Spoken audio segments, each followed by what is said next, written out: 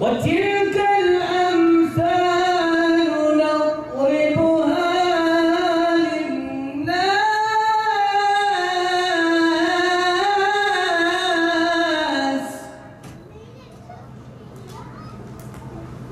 وما يعقلها إلا العالمون.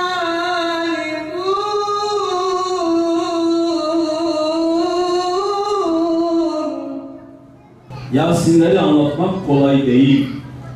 Zor bir durumdan bahsediyoruz. Yasin'in daha önce yazdığı o birkaç satırlık yazıyı duymuşsunuz. Hani defterlerini karıştırırken içinde bulmuşlar.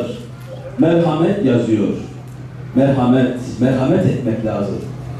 Şehit olmadan önce defterine yazdığı şey merhamet. Yasin'i işte o merhametinden dolayı şehit ettiler. Merhamet düşmanları çünkü onlar.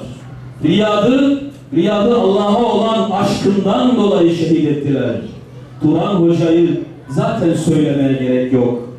Hocalığından dolayı şehit ettiler. Bakın az önce annesi bahsetti değil mi?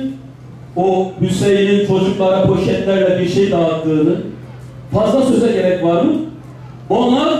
Onları şehit edenler inanın Müslümanların merhametinden korkuyor. Müslümanların hocalığından, ilminden, şefkatinden bile korkuyor. Ve yaşatmak istemiyor. Onlar dediğimiz gibi merhameti öldürmek istediler.